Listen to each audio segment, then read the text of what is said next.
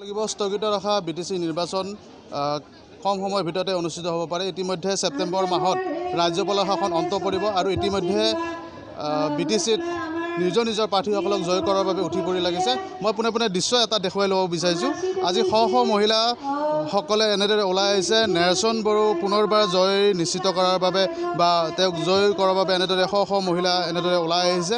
মই বৰ্তমান উপস্থিত আছোঁ ভেৰগাঁও পৰিষদীয় সমষ্টিৰ ডিমাকুচি অঞ্চলত মহিলা কোষে এনেদৰে শ শ মহিলাসকলে ওলাই আহিছে নেৰচন বড়োৰ সপক্ষত আৰু ইতিমধ্যে UPPL হওক BJP হওক তেওঁলোকৰ নিজৰ নিজৰ প্ৰাৰ্থী তেওঁলোকৰ যি প্ৰাৰ্থী জয় কৰাৰ বাবে উঠি পৰি লাগিছে। তেনে সময়তে BPFও চতুৰ্থবাৰৰ বাবে পুনৰ গাড়ী দখল কৰিব বা তেওঁলোকে যি BTC দখল কৰিবৰ বাবে এনেদৰে উঠি পৰি লাগিছে। এই দৃশ্যাংশ আপোনালোকে প্ৰত্যক্ষ কৰি আছে ডিমাকুচি অঞ্চলৰ এয়া দৃশ্য।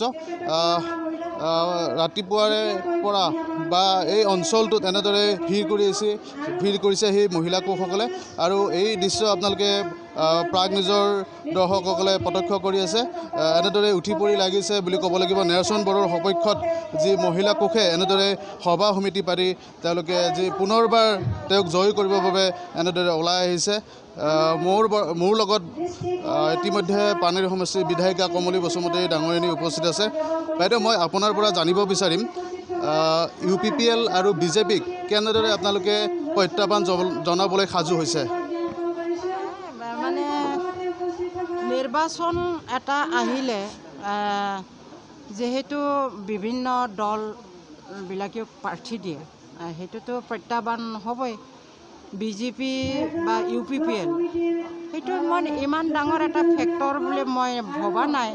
আমি যুঁজি যাম, তেওঁলোকৰ কৰিবলগীয়াটো কৰিব। আমি তাতকৈ তেওঁলোকৰকে মানে আমি 10 খোজ আগুৱাই গৈ আছোঁ। মানে প্ৰত্যাহ্বান হিচাপে আমি ল'বই লাগিব, কাৰণ এইটো যুদ্ধক্ষেত্ৰ।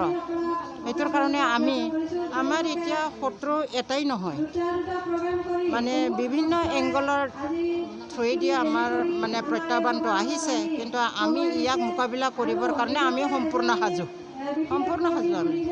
চৰকাৰ কোনে গঠন কৰিব বুলি ভাবে আৰু ভেৰগাঁও সমষ্টিত কোনে শেষ হাঁহি মাৰিব বুলি আপুনি ভাবে? এইটো মানে ক'বলগীয়া কথা নহয়। নেৰচন বড়োৱে মানে শেষ হাঁহিটো মাৰিব আৰু চৰকাৰটো হাগ্ৰামা মহিলাৰীৰ বাহিৰে কোনেও চৰকাৰ কৰিব নোৱাৰে।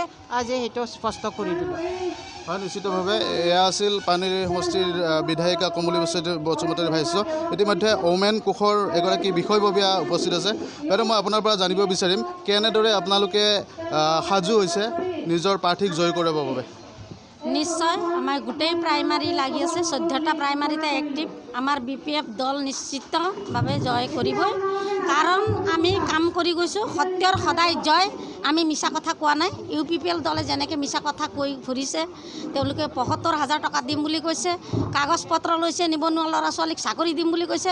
সম্পূৰ্ণ মিছা কথা কোৱাৰ কাৰণে তেওঁলোকে ফেল মাৰিব, সেইটোৱে মোৰ ক'বলগীয়া। তেওঁলোকে আহিব নোৱাৰে নেকি? নিশ্চয় নোৱাৰিব। সত্যৰ সদায় জয়। আমি সত্যত আছোঁ, আমি ভাল কাম কৰি গৈছোঁ। তেওঁলোকে মিছা কথা কৈছে যে ৰাইজে ইতিমধ্যে ভালদৰে গম পাইছে। হয়, নিশ্চিতভাৱে ওমেন কোষৰ যি বিষয়ববীয়াগৰাকীয়ে কৈছে যে UPPLে মিছা কথা কৈ মানুহৰ মাজত মন জয় কৰিব বিচাৰিছে বা তেওঁলোকে নিৰ্বাচন প্ৰচাৰ কৰিব বিচাৰিছে। সেয়া সম্পূৰ্ণৰূপে আজি ৰাইজে বুজি পাইছে বুলি এনেদৰে উল্লেখ কৰিছে। এতিয়া নিৰ্বাচনৰ ফলাফল ঘোষণা কৰাৰ পিছতহে ওলাই পৰিব কোনে শেষ হাঁহি মাৰিব, কোনে চৰকাৰ গঠন কৰিব।